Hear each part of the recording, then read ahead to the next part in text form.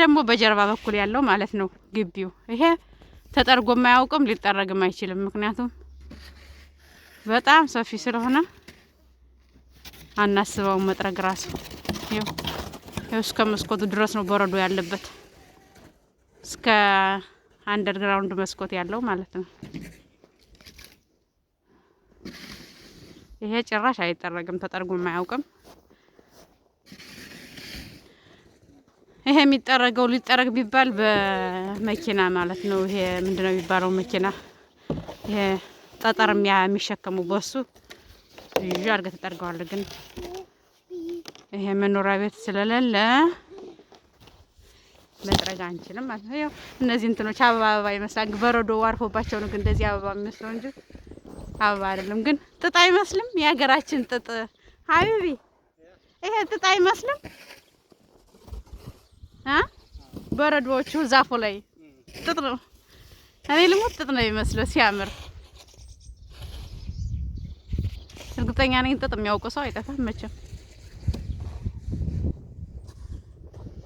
ያ ፀሐይ ወጣ፣ ፀሐይዋ ስታምር፣ ወይኔ በጣም ነው የምታምረው ፀሐይዋ።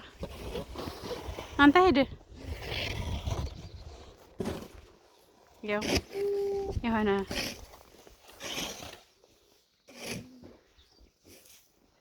በትክክል ጥጥ ነው የሚመስለው እንሞት። ግን ይሄ ረጅም ነው፣ ጥጥ ደግሞ ትንንሾች ናቸው እንጂ። ዋው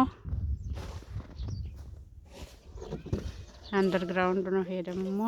ታች በረዶ ሞልቷል፣ ግን ስለማንገባበት ችግር የለም። አቤት ኦኬ። በዚህ በኩል ያለው ጥጥ ደግሞ ማለት ነው ሲያምር።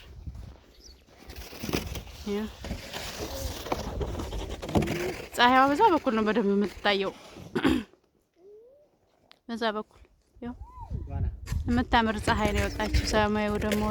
ሰማዩ ደግሞ ሰማያዊ ሆኗል። ዋው ዛፎቹ ነጭ፣ እንዴት አባቱ እንደሚያምር ልነግራቸው አልችልም።